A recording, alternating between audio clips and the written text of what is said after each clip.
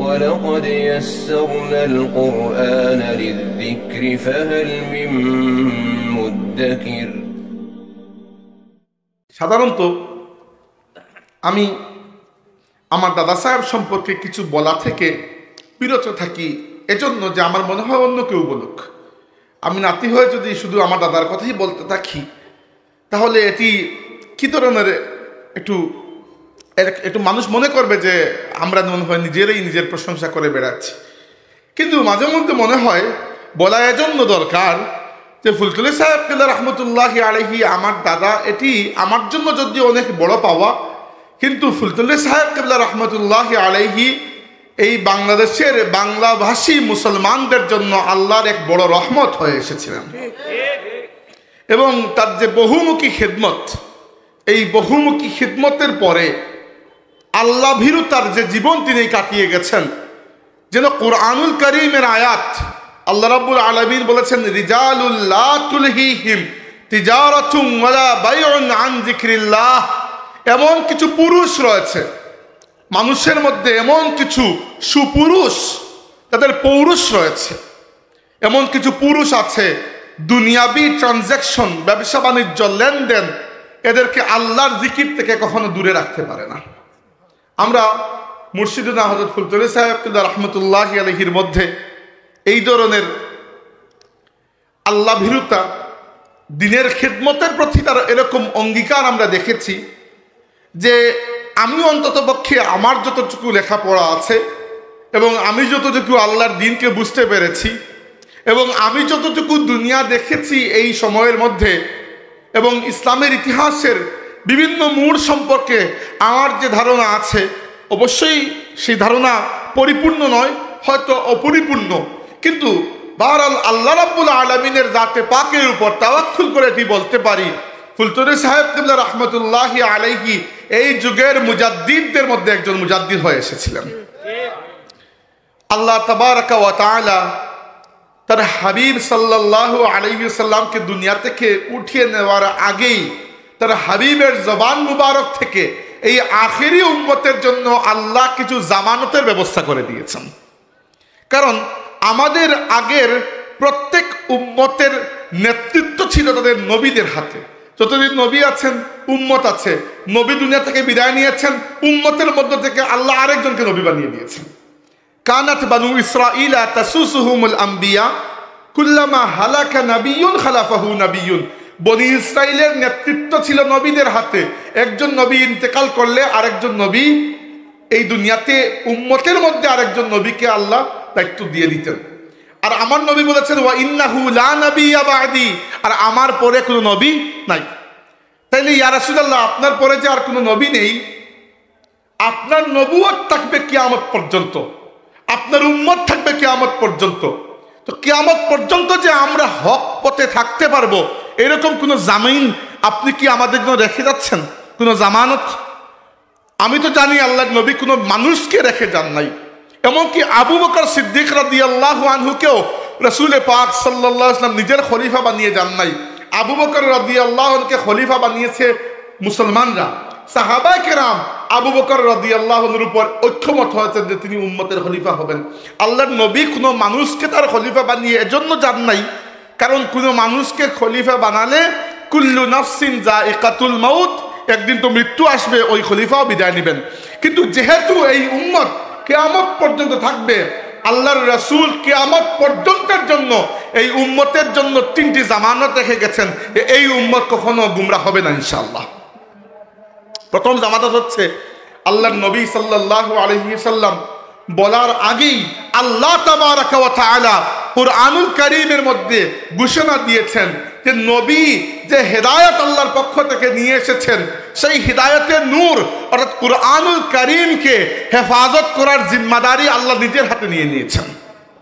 আল্লাহ বলেছেন ইন্না নাহনু নাযালনা যিকরা ওয়া ইন্না লাহু লাহাফিজুন, অর্থাৎ কিয়ামত পর্যন্ত কোরআন শরীফকে হেফাজত করার দায়িত্ব কার? আল্লাহ তাবারাকা ওয়া তাআলা। এবং এই ক্ষেত্রে আল্লাহ যুগে যুগে এমন মানুষদেরকে কাজে লাগিয়েছেন যাদেরকে আমরা হুফাজ, হাফিজে কোরআন বলি। পৃথিবীর যে কোনো গ্রন্থ আজকে যদি আমি পুড়িয়ে দেই, দ্বিতীয়বারের মতো হুবহু ওই গ্রন্থ রচনা করা সম্ভব নয়।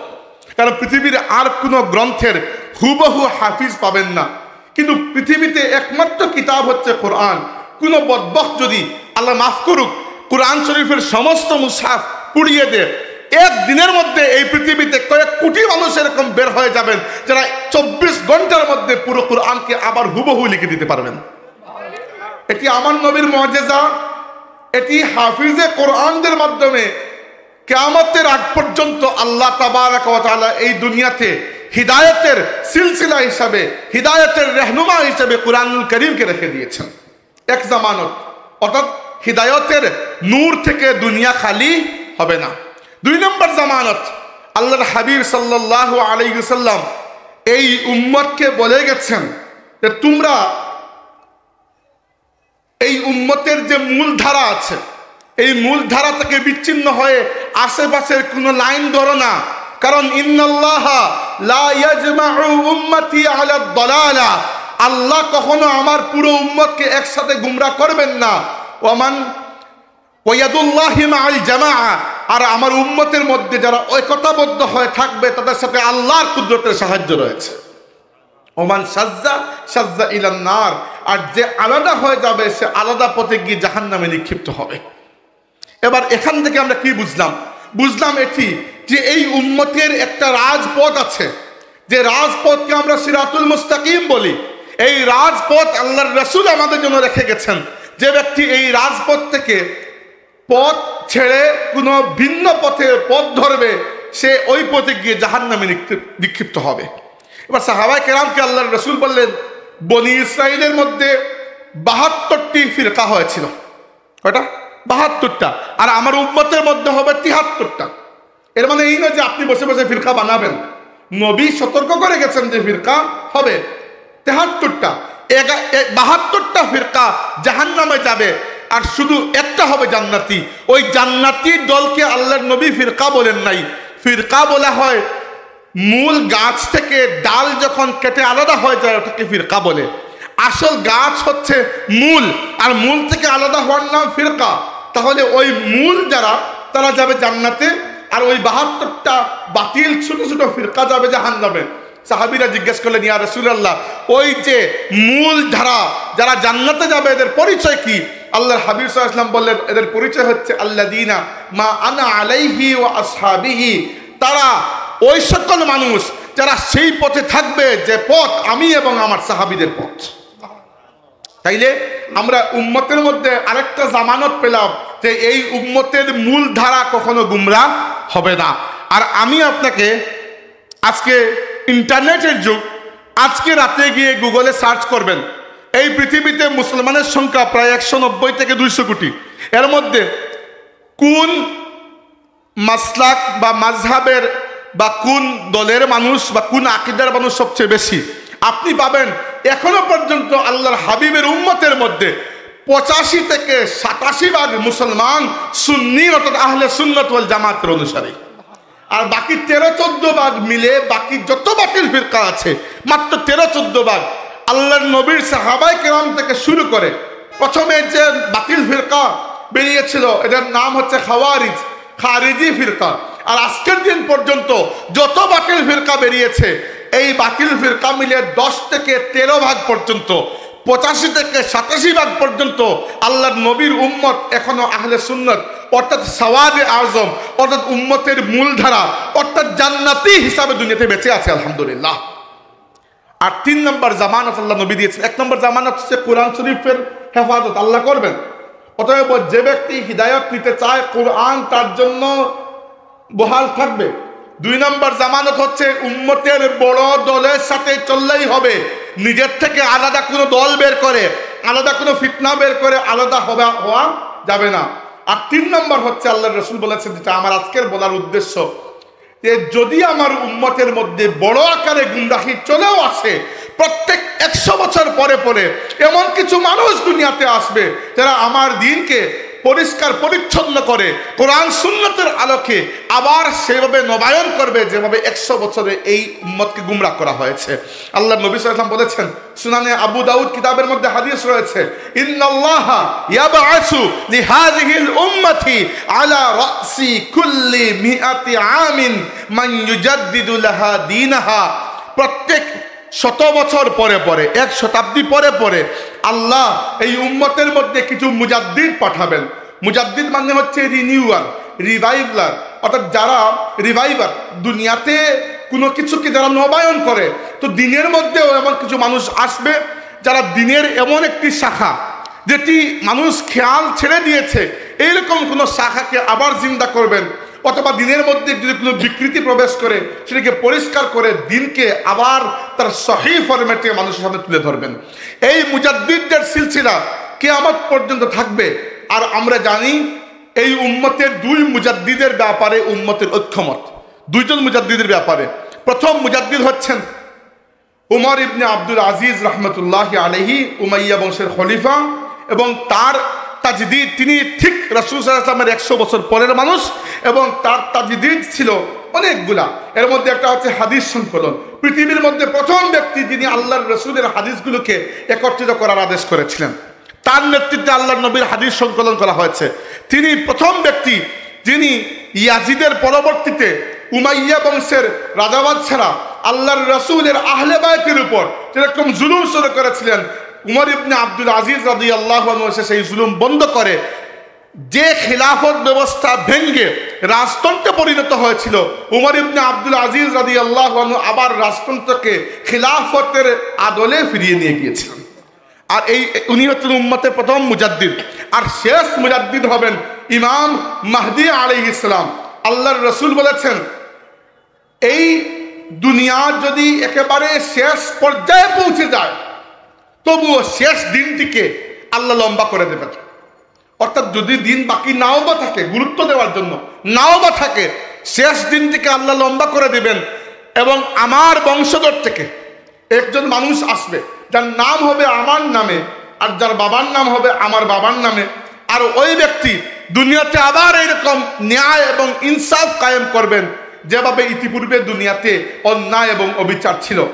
আখেরি জামানার দিকে যত আমরা যাচ্ছি, দুনিয়াতে অন্যায় অবিচার দেখছি আমরা, এবং কি এই অন্যায় অবিচার বাড়তে থাকবে।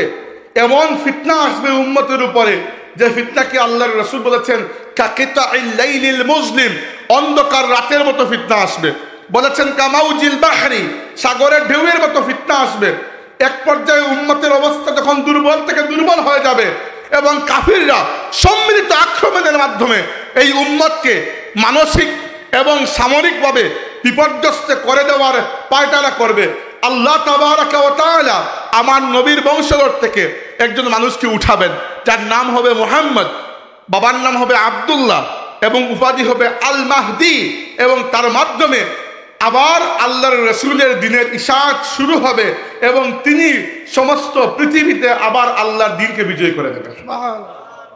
কিন্তু এই 2 জনের মধ্যখানে অনেক মুজাদ্দিদ আসবেন, এবং আমার মতে চলমান হিজরি শতাব্দীর একজন মুজাদ্দিদ হচ্ছেন আমাদের মুর্শিদ হযরত আল্লামা ফুলতুলি সাহেব কিবলা রাহমাতুল্লাহি আলাইহি। কি জন্য বলছি? বলারও কারণ আছে, আমি আপনাদেরকে কিছু কারণ বলতে চাই। এই কথাগুলো এরকম না যে আমি বলে দিলাম আর আপনারা মেনে নিলেন। এইরকম দাবি করতে হলে দাবির পেছনে কিছু দলিল, কিছু যুক্তি থাকা লাগবে। আমি যদি ফুলতুলি সাহেবকে বলি তিনি একজন মাদ্রাসার উস্তাদ ছিলেন, অথবা সর্বোচ্চ একজন আলিম বা একজন পীর সাহেব ছিলেন, কেউ তর্ক করবে না, সবাই মানবে। কিন্তু যদি বলি একজন মুজাদ্দিদ ছিলেন, এত বড় দাবি করার পেছনে কিছু দলিল আমাকে দিতেই হবে। প্রথমে দেখুন, মুজাদ্দিদ শব্দটি এসেছে তাজদীদ শব্দ থেকে। তাজদীদ মানে নবায়ন করা, কোনো কিছু নতুন করা, মানে শুরু করা নয়, একটা জিনিস ছিল আপাতত নাই, আপনি আবার চালু করলেন। এবার ফুলতুলি সাহেবের তাজদীদ বা ফুলতুলি সাহেবের সমস্ত খেদমতগুলোকে যদি আপনি সামনে রাখেন, অন্তত পক্ষে 4টা খেদমতে ফুলতুলি সাহেব রহমতুল্লাহি আলাইহিকে আপনার মুজাদ্দিদ বলতে হবে। 4টা জায়গায়, তার 4টা খেদমতের কারণে। সর্বপ্রথম এবং প্রধান খেদমত, আল্লামা ফুলতুলি সাহেব রহমতুল্লাহি আলাইহিকে ফুলতুলি সাহেব বানিয়েছে যে খেদমত, সেটি হচ্ছে আল্লাহর কালামে পাকের খেদমত। ঠিক না? কোরআনে পাকের খেদমতের এই যে সিলসিলা, হাজিরিন একটু বলতে চাই ইতিহাসটি। রাসূল আকরাম সাল্লাল্লাহু আলাইহি ওয়াসাল্লামের কাছে কোরআন নাজিল হয়, যতটুকু কোরআন নাজিল হয় অতটুকু আল্লাহর রাসূল গিয়ে কাবা শরীফের পাশে দাঁড়িয়ে তিলাওয়াত করেন। মক্কার কাফিররা প্রত্যেক দিন নতুন নতুন বাহানা খুঁজে আল্লাহ নবীকে আটকানোর, পারে না। তারা চিৎকার চেঁচামেচি করে আল্লাহর রাসূল সাল্লাল্লাহু আলাইহি ওয়াসাল্লামের আওয়াজ যেন মানুষের কানে না পৌঁছে, কিন্তু এতেও কোনো লাভ হয় না। ইসলামের সংখ্যা, মুসলমানদের সংখ্যা বাড়তেই আছে। সাহাবীরা বললেন, ইয়া রাসূলুল্লাহ, প্রত্যেক দিন আপনি যে যাবেন এবং কোরআন শরীফ তিলাওয়াত করবেন, আপনার নিজের প্রাণের উপর এটা একটা ঝুঁকি হয়ে যায়, তো আমাদের মধ্য থেকে একজন গেলে কিভাবে হয়? সাহাবী একেবারে খাটো চেহারা, খুবই কমজোর চেহারা, কমজোর মানে শারীরিকভাবে খাটো, এমনিতে খুবই রুগা পাতলা সাহাবী ছিলেন আব্দুল্লাহ ইবনে মাসউদ রাদিয়াল্লাহু আনহু। বললেন, ইয়া রাসূলুল্লাহ, আগামীকালকে আমি যাব তিলাওয়াত করতে। পরের দিন তিনি চলে গেলেন। যাওয়ার পরে সূরা আর রহমান তিলাওয়াত করছিলেন। প্রথম এক রুকু তিলাওয়াত করা পর্যন্ত কাফিররা মনে করলো তিনি মনে হয় কবিতা পড়ছেন। যখন তারা বুঝতে পারলো যে এটা কবিতা নয়, এটা কোরআন, তখন তারা প্রচন্ড রাগ, মক্কার কাফিররা প্রচন্ড রাগ। নবীকে তারা শারীরিকভাবে আঘাত করে নাই, ঠিক আছে, কিন্তু আব্দুল্লাহ ইবনে মাসউদ রাদিয়াল্লাহু আনহুকে তারা ছাড়লো না, মারতে মারতে আদমরা করে ফেলে দিল যে তোমার তো বড় সাহস, তুমি এসে এখানে কোরআন পড়ছো আমাদের সামনে, তোমার নবী হয়তো পড়েছেন, তুমি কোন সাহসে পড়েছো? সাহাবীরা এসে তাকে কোনো মতে তুলে নিলেন এবং তাকে বললেন যে আমরা এজন্য চেয়েছিলাম তুমি না যেতে। কোনো বড় পরিবারের কেউ একজন গেলে কাফিররা মারতে দুইবার চিন্তা করত, তুমি গেছো, তোমার পরিবারও সেরকম বড় নয়, তোমাকে গায়ে হাত তুলতে কেউ দুইবার চিন্তা করবে না। কিন্তু এই অবস্থায় আল্লাহর বান্দা বলে উঠলেন যে তাদের ওই আঘাত আমাকে আটকাতে পারবে না, ইনশাআল্লাহ আগামীকালকে আমি আবার যাব এবং কাবায় দাঁড়িয়ে কোরআন শরীফ তিলাওয়াত করব। এই যে কোরআন শরীফের প্রতি তার যে মহব্বত, এই মহব্বতের রংটা এভাবে ফুটে উঠলো যে আল্লাহর হাবিব সাল্লাল্লাহু আলাইহি ওয়াসাল্লাম বললেন, মান আহাব্বা আন ইয়াকরা আল কুরআন গাদ্দান কামা উনজিলা ফালইয়াকরা বিকিরাআতি ইবনে উম্মে আবদ। তার ডাকনাম ছিল ইবনে উম্মে আবদ। আল্লাহর নবী বললেন, যে ব্যক্তি এমন বিশুদ্ধ করে কোরআন শিখতে চায়, তিলাওয়াত করতে চায়, যেরকম বিশুদ্ধ করে আল্লাহ আমার কাছে নাজিল করেছেন, জিবরাইল নিয়ে এসেছেন, সেজন্য আমার সাহাবী আব্দুল্লাহ ইবনে মাসউদের কাছ থেকে তিলাওয়াত শিখে নেয়। এই আব্দুল্লাহ ইবনে মাসউদ রাদিয়াল্লাহু আনহু এবং আরো কিছু সাহাবা ছিলেন যারা কোরআনে পাকের সবচেয়ে বড় কারি হয়েছিলেন।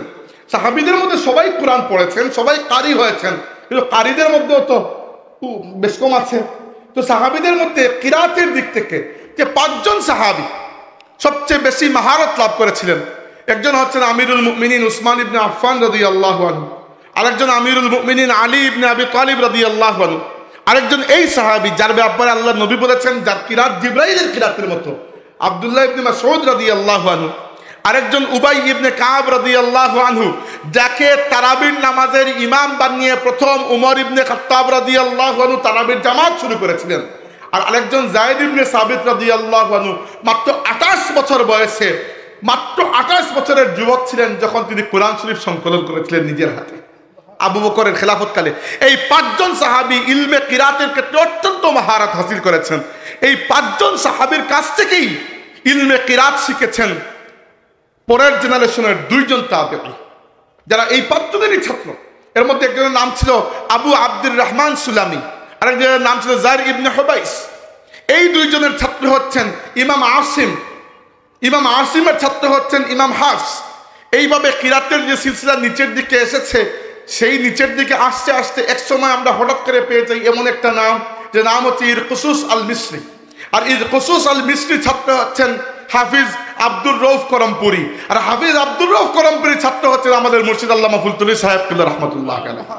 অর্থাৎ যে সিলসিলায় আল্লাহর রাসূলের সেই সাহাবীরা উপস্থিত, যে সাহাবী উসমান ইবনে আফফান, সাহাবী আলী ইবনে আবি তালিব, সাহাবী আব্দুল্লাহ ইবনে মাসউদ, সাহাবী যায়েদ ইবনে সাবিত, সাহাবী উবাই ইবনে কাব রিদওয়ানুল্লাহি আলাইহিম আজমাইন, এদের হাত ধরে ফুলতুলি সাহেব তথা আমাদের কিরাতের সিলসিলা হাবিবে খোদা রাহমাতুল লিল আলামিন সাল্লাল্লাহু আলাইহি ওয়াসাল্লাম পর্যন্ত পৌঁছেছে।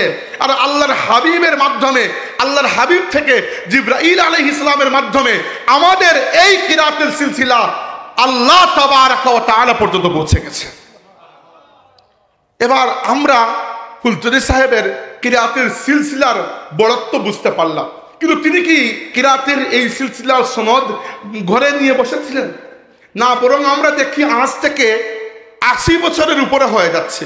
40-এর দশকে মক্কা শরীফে শাইখ আহমদ হিজাজি মক্কি রহমতুল্লাহি আলাইহির কাছ থেকে ইলমে কিরাতের সনদ লাভ করে ফিরে আসার পরে ফুলতলি সাহেব কিবলা রহমতুল্লাহি আলাইহি যখন পড়াতে শুরু করলেন মাদ্রাসায়, তখনও তিনি কোরআন শরীফ শিক্ষা দেওয়ার আলাদা কোনো ব্যবস্থা করেন নাই। ফুলতলি সাহেবের একটা অভ্যাস ছিল, যে কোনো ওয়াজ মাহফিলে গেলে প্রথমে তিনি কোরআন শরীফ তিলাওয়াত করতেন, এবং কোরআন শরীফ তিলাওয়াত যখন করতেন মানুষ বিমোহিত হয়ে যেত।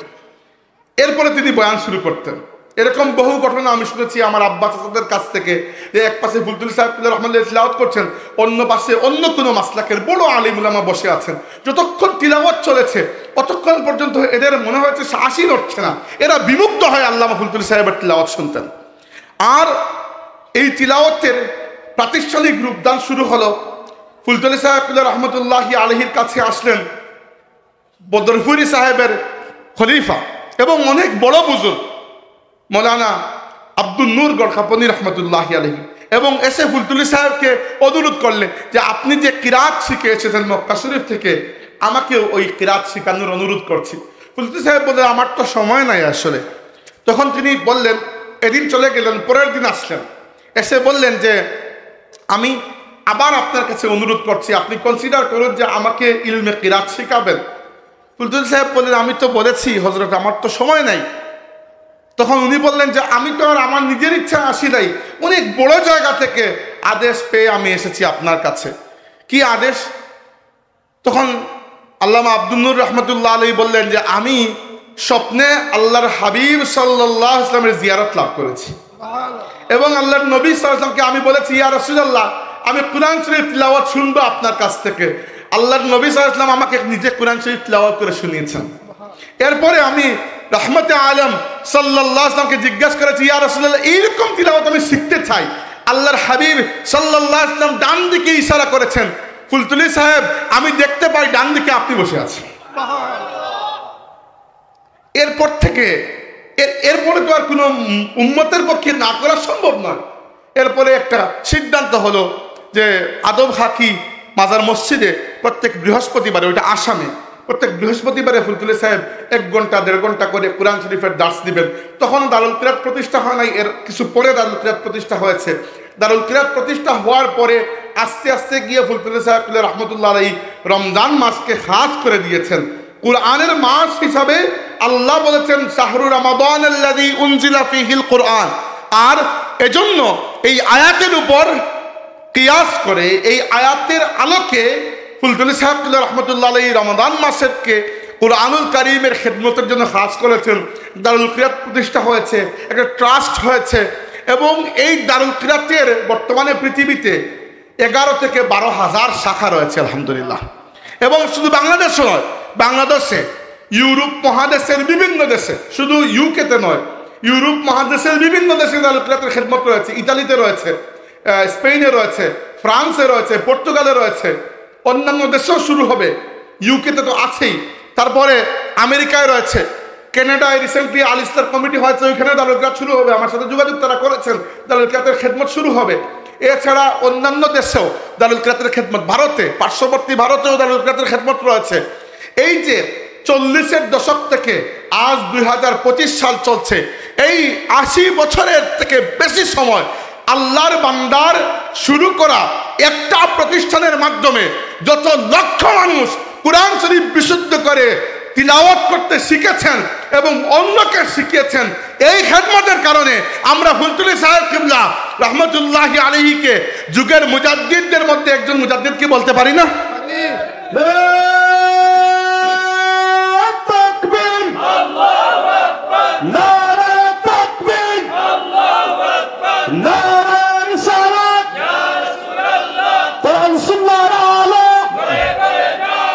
ঘরে ঘরে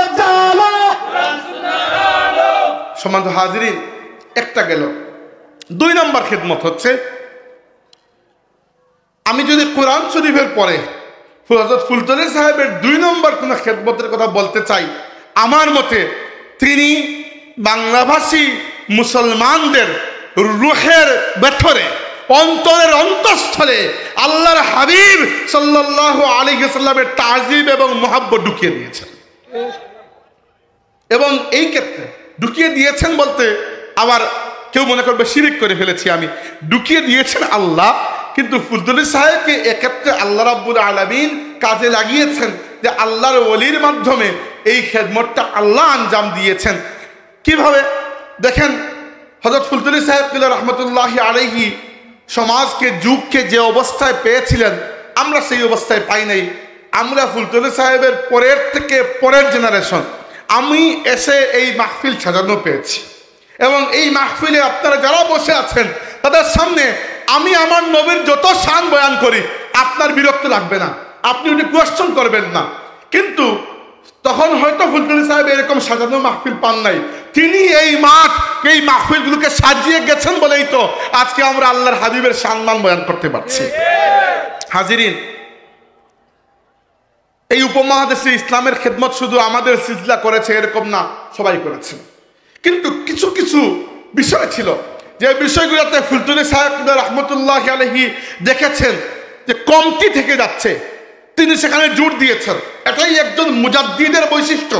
আল্লাহর রসুলের ইজ্জত আজমত হেফাজতের ব্যাপারে বড় বড় পদক্ষেপ কি তিনি নিয়েছেন তা আপনারা জানেন। ফুলতলি সাহেব আল্লাহর রসুলের শান মান ইজ্জতের উপর বাংলার জমিনে কথা বলেছে কেউ, আর ফুলতলি সাহেব দুনিয়াতে ছিলেন আর ফুলতলি সাহেব ছেড়ে দিয়েছেন তাকে? কখনো এরকম হয়েছে দেখেছেন কোন ব্যক্তি ইসলামের বিরুদ্ধে সামান্যতম অবস্থান নিয়েছে, হোক সে তসলিমা নাসরিন, হোক সে অন্য যে কোনো কেউ, ফুলতলি সাহেব কি প্রতিবাদ করেন নাই? করেছেন। এগুলো তো আমরা জানি।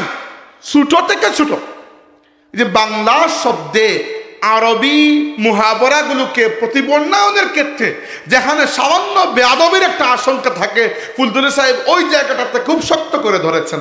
উদাহরণস্বরূপ আমরা বলি আল্লাহ। আল্লাহ শব্দকে বাংলা ভাষায় একদল মানুষ বলতে শুরু করলেন প্রভু। প্রভু শব্দের অর্থ সাধারণ অর্থে খারাপ কিছু নয়, কিন্তু প্রভু শব্দটা, এই কনোটেশনটা মূলত হিন্দু ধর্মে ব্যবহার হয়, এবং হিন্দু ধর্মে শুধু প্রভু নয়, মহাপ্রভু আছেন। এবার আল্লাহ এই শব্দকে যদি আমরা অনুবাদ করতে যাই, অনুবাদ করা কি উচিত না? এটা আল্লাহর নিজস্ব নাম। বাংলায় লিখলেও আপনি আল্লাহ লিখবেন, ইংলিশে লিখলেও আপনি আল্লাহ লিখবেন, আরবি ভাষায় তো আল্লাহ লিখবেনই। এই জন্য দেখবেন ফুলতলি সাহেব রহমতুল্লাহ আলাইহি আল্লাহকে প্রভু বললে রাগ করতেন এই জন্য, কারণ আল্লাহ বলতে আমার মনের মধ্যে যে স্রষ্টা, যে মাবুদের একটা অনুভূতি, একটা ভয়, একটা আল্লাহ রাব্বুল আলামিনের বড়ত্বের প্রতি আমার যে একটা গাঢ় শ্রদ্ধা আছে, প্রভু বললে কিন্তু মনের মধ্যে ওইটা আসে না। দ্বিতীয়ত, রাসূলুল্লাহ সাল্লাল্লাহু আলাইহি ওয়াসাল্লামকে আমরা সাইয়্যিদুনা বলি, সাইয়্যিদুনা ও মাওলানা বলি না আমরা? সাইয়্যিদ শব্দের অর্থ হয় নেতা, কিন্তু ফুলতলি সাহেব এরপরও রাসূল সাল্লাল্লাহু আলাইহি ওয়াসাল্লামকে নেতা বললে রাগ করতেন কিনা? রাগ করতেন কি জন্য? কারণ নেতা শব্দটি একটা দুনিয়াবি সম্মানের রেফারেন্স।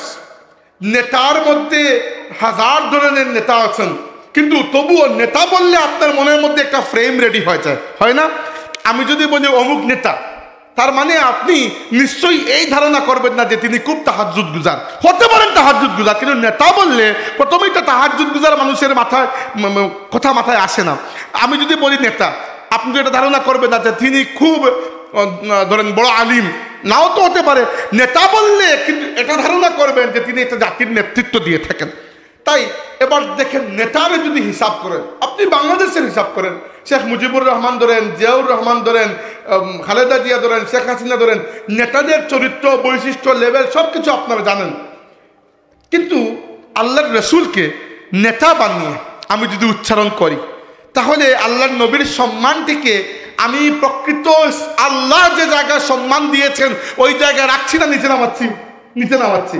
কারণ আমি দুনিয়াবি উদাহরণ দিচ্ছি, যিনি সুপ্রিম কোর্টের চিফ জাস্টিস, তাকে আমি যদি এনে সিলেট জেলা কোর্টের চিফ জাস্টিস, জেলা কোর্টের জজ বানিয়ে দেই, এটা কি তার সম্মানের হানি নয়? যাকে আল্লাহ তাবারাকা ওয়া তাআলা তার রাসূল বলেছেন। কোরআন শরীফে সূরা ফাতহের মধ্যে আল্লাহ বলেছেন মুহাম্মাদুর রাসূলুল্লাহ, মুহাম্মদ সাল্লাল্লাহু আলাইহি ওয়াসাল্লাম হচ্ছেন আল্লাহর রাসূল। যিনি আল্লাহর রাসূল তাকে আপনি দুনিয়াবি কোনো টাইটেল দিয়ে নিচে নামাতে পারেন না। এই জন্য যদিও সাইয়্যিদ শব্দের আভিধানিক অর্থ হয় নেতা, কিন্তু যেহেতু বাংলা কালচারে নেতা শব্দটি এত কোনো সম্মানের বিষয় না, বরং মানুষের অনেক কমপ্লেইন থাকে নেতাদের ব্যাপারে, তাই ফুলতুলি সাহেব রহমতুল্লাহ আলাইহি আল্লাহর হাবিবের শান মানের দিকে খেয়াল করে আল্লাহর হাবিব সাল্লাল্লাহু আলাইহি ওয়াসাল্লামকে নেতা বলতে রাগ করতেন।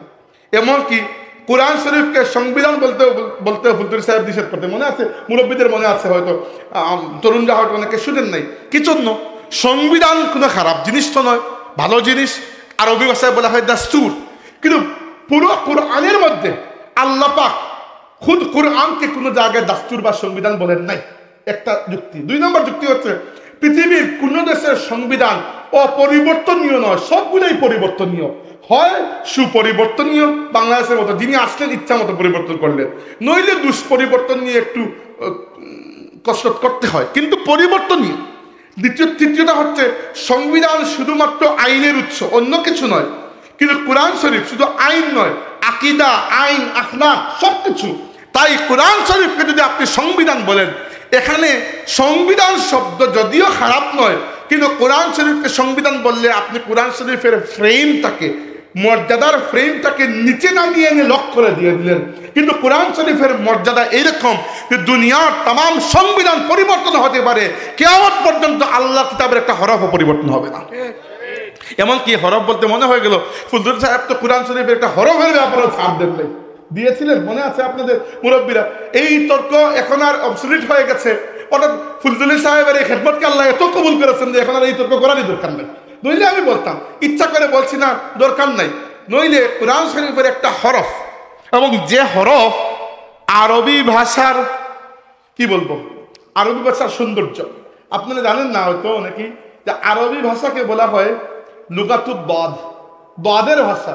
কারণ দাদ এমন একটা কঠিন হরফ, যে হরফটা পৃথিবীর অন্য কোনো বড় ল্যাঙ্গুয়েজের মধ্যে এইরকম কঠিন উচ্চারণ নাই।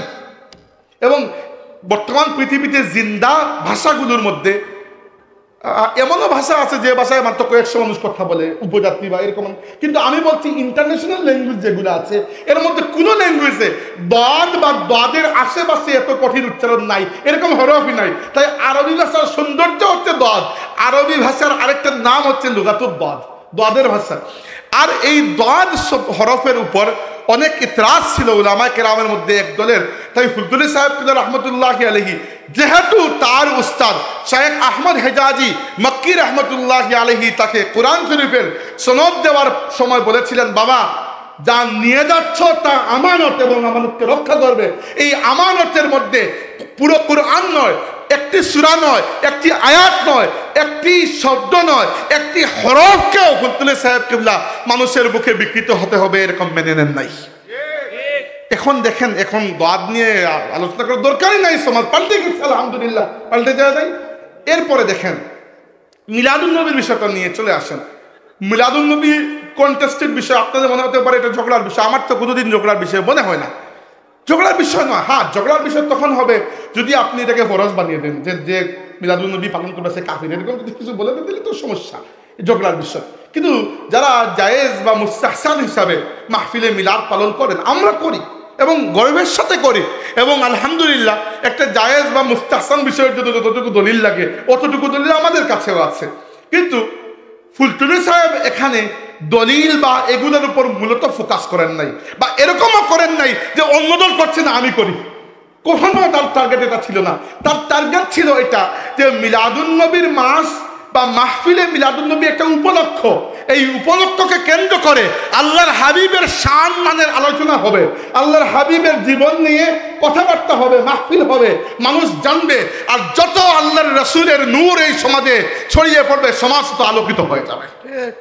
মাহফিলে মিলাদুন নবীর পেছনে ফুলতুলি সাহেবের মূল টার্গেট ছিল এটা, এরকম না যে অমুক করতেছে না তাহলে তো আমি করি। এই পেশালের মধ্যে ফুলতুলি সাহেব কখনো জান নাই। বরং আমরা দেখি বাংলাদেশের মধ্যে ইলমি এবং দ্বীনি খেদমতের লেভেলে ফুলতুলি সাহেবের মতো উদারতা কয়জন দেখাতে পেরেছেন? যখনই ইসলামের উপর নাস্তিক মুরতাদ বেঈমানদের তরফ থেকে আঘাত এসেছে, সমস্ত মাসলাকের উলামা কেরামকে নিয়ে ফুলতুলি সাহেব সিলেটে আন্দোলন করেছেন কিনা মুরব্বিয়ানে কেরাম এটা সাক্ষী আছে। তো আল্লাহর রাসূলের শান মান ইজ্জত আজমতকে বাংলাভাষী মুসলমানদের কাছে মুখে মুখে অন্তরে অন্তরে পৌঁছে দেওয়ার যে একটা মহান খেদমত আল্লাহর ওলি আদায় করেছেন এবং আল্লাহর হাবিবের সম্মানের একজন পাহারাদার হয়ে তিনি সারা জীবন লড়াই করে গেছেন। এর জন্য ফুলতুলি সাহেবকে কি আমরা মুজাদ্দিদ বলতে পারি না? দুইটা গেল, 3 নম্বর আসেন, 4টা বলে শেষ করব। 3 নম্বরটা হচ্ছে যে ফুলতুলি সাহেব কিবলা রাহমাতুল্লাহ আলাইহি খুব স্পষ্ট করে সমাজকে দেখতে জানতেন, কারণ আমাদের সিলসিলার বুজুর্গানের মধ্যে সামাজিক রাজনৈতিক চিন্তার একটা বিষয় আমরা দেখতে পাই। শাহ ওলিউল্লাহ মুহাদ্দিস দেহলভী রাহমাতুল্লাহ এত বড় রাজনৈতিক চিন্তক ছিলেন, এত বড় সমাজ চিন্তক ছিলেন, এত বড় দার্শনিক ছিলেন, তাই আমাদের সিলসিলার মধ্যে এগুলো আছে আলহামদুলিল্লাহ। তো ফুলতুলি সাহেব রাহমাতুল্লাহ আলাইহি বুঝতে পেরেছেন যে দিনের খেদমতের জন্য একটা জায়গায় গিয়ে খালি ওয়াজ করে আসাই শেষ কথা নয়। ওয়াজ খুবই ঠুনকো বিষয়, আজ মানুষ শুনবে কালকে তো ভুলে যাবে, কিন্তু একটা অনাবাদী জায়গায় গিয়ে প্রথমে মসজিদ, সাথে মক্তব, এরপরে আস্তে আস্তে ছোটখাটো হিফজ মাদ্রাসা থেকে দাখিল মাদ্রাসা থেকে আলিম ফাজিল কাবির হয়। এই মাদ্রাসা যখন এক একটা এলাকায় প্রতিষ্ঠা হয়েছে, এক একটা এলাকা এক একটা মাদ্রাসার মাধ্যমে আবাদ হয়ে গেছে।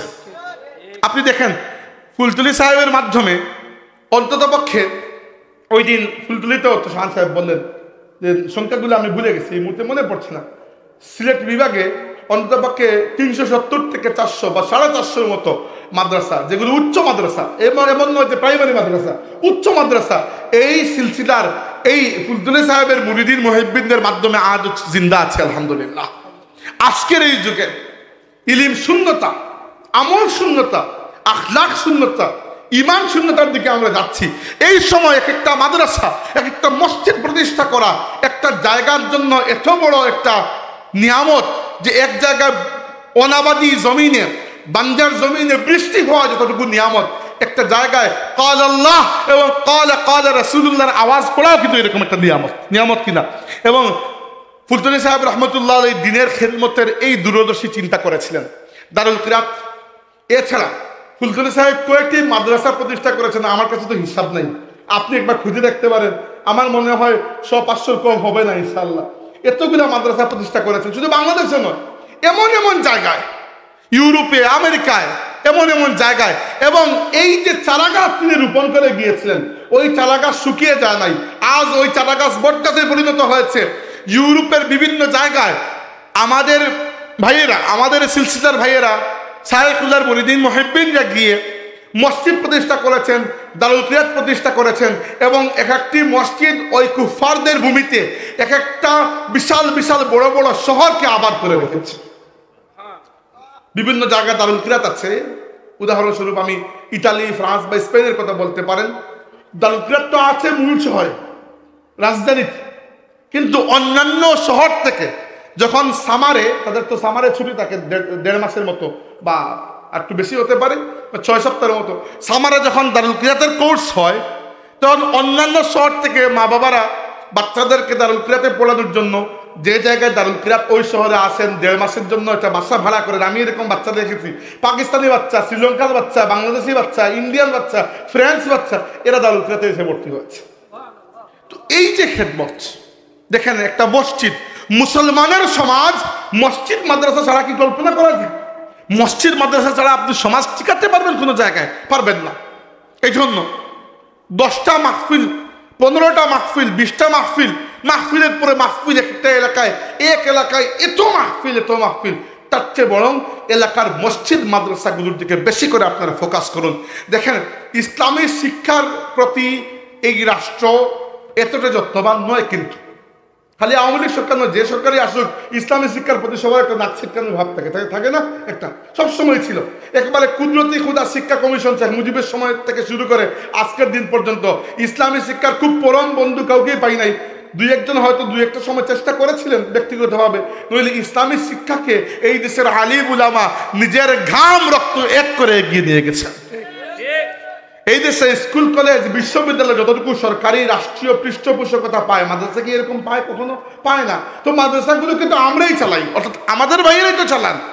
আর আজকের যুগে আমি কোনো জায়গায় শুনি যে ভাই আমি আপনার ক্লাসমেট বুরকির বড় হুজুরের কাছে একসাথে দাওরা দিয়েছিলাম, এখন কি করেন যে এখন একটা মাদ্রাসা আমরা প্রতিষ্ঠা করেছি। এত খুশি লাগে শোনার পরে যে আলহামদুলিল্লাহ, একটা মানে আপনি একটা মাদ্রাসা প্রতিষ্ঠা করেন নাই, আপনি কয়েকটা প্রজন্মকে আলোকিত করার ব্যবস্থা করে দিয়েছেন। তো এই জায়গায় আমি মানে অন্য অনেক মুজাদ্দিদদের সাথে ফুলতলি সাহেবকে উল্লেখ এই জায়গায় মুজাদ্দিদ মনে করতে চাই যে ইসলামের খেদমত তিনি শুধুমাত্র একটা মাঠে গিয়ে চিৎকার করে আর নিজের নাম শহরত ফুটিয়ে বাড়িতে জিন্দাবাদ নিয়ে বসে থাকেন নাই। যে জায়গায় গিয়েছেন, এখন তো রাস্তাঘাট ভালো হয়েছে, আমরা কোনো জায়গায় মাহফিলে যাই, যত রাত হোক বাড়িতে ফিরে যাই, বাসায় ফিরে যাই। ফুলতলি সাহেব তো এসে থাকছেন, বিভিন্ন জায়গায় থাকছেন না? তো সাহেবের বাড়িতে তো কত ছিলেন, তো আমরা সবাই জানি এগুলো, আমরা দাদা সাহেবের রুটিন জানতাম। তো এই থাকাগুলোর অর্থ কি? একটা জায়গায় আহলে ইমান থাকলে ওই আহলে ইমানের উত্থাপটাও ওই জায়গায় ছড়িয়ে পড়ে। কিন্তু সাহাবায়ে কেরাম কোন বই পড়ে দুনিয়ার সেরা মুমিন হয়েছেন? কোন বই তখন ছিল? মক্কায় তো লাইব্রেরি তো ছিল না, কোন স্কুল প্রতিষ্ঠান কিচ্ছু ছিল না। আল্লাহর হাবিবের সামনে বসেছেন, আর ওই নূরের চেহারা থেকে নূরের যে উত্থাপ এসেছে, এই উত্থাপ আবু বকর রাদিয়াল্লাহু আনহুর ঈমানকে দুনিয়ার মধ্যে নবী রাসূলের পরে সর্বশ্রেষ্ঠ ঈমান বানিয়ে দিয়েছে। এইভাবে আহলে ঈমান যারা, আল্লাহর ওলি যারা, এরা বিভিন্ন জায়গাকে আবাদ করেছেন। তো ফুলতলি সাহেবের এই একটা খেদমত আমার কাছে অবিস্মরণীয়, যে এত প্রতিষ্ঠান তিনি তৈরি করেছেন, যে প্রতিষ্ঠানগুলো থেকে হাজার নয়, এখন পর্যন্ত হিসাব করলে লক্ষ মানুষ আল্লাহর দ্বীন শিখে বেরিয়ে গেছে। কে কতটুকু কাজে লেগেছে ভিন্ন কথা, কিন্তু ফুলতলি সাহেবের এই চেষ্টাকে আল্লাহ যেন কবুল করে, আমরা বলি আমিন। এই 3 নম্বর খেদমত। 4 নম্বর খেদমত হচ্ছে তাসাউফের এবং তাসাউফের সাথে জড়িত খেদমতে খালকের খেদমত, খেদমতে খালকের যে কার্যক্রম। তাসাউফ আসলে কি? দেখেন, আমি তাসাউফ সম্পর্কে পড়ালেখা এত গভীর না আমার, এই জন্য নর্মালি আমি তাসাউফ সম্পর্কে কথাবার্তা বলতে ভয় পাই, কারণ আমার পড়ালেখা খুবই অগভীর। আর আমি চেষ্টা করি কখনো কোনো বিষয় সম্পর্কে ভালো করে না পড়ে আমি আলতু ফালতু কথা বলা থেকে বেঁচে থাকার চেষ্টা করি। এখনো পর্যন্ত কখনো এরকম হয় নাই যে একেবারে ধারণার ভিত্তিতে কথা বলেছি। কিন্তু তাসাউফ সম্পর্কে যতটুকু আমরা জানি এবং বুঝি, তাসাউফ বা তাজকিয়া হচ্ছে মানুষের অন্তরাত্মাকে পাক পবিত্র করা। কারণ দুনিয়ার হিরস, দুনিয়ার লোভ, দুনিয়ার হাসাদ, কিবির এবং মিথ্যা আল্লাহর মারিফতকে যখন নিচে ফেলে দেয় আর দুনিয়ার মহব্বতকে উপরে ফেলে দেয়, তখন তাজকিয়া নফস বা তাসাউফ কাজে লাগে। কি জন্য?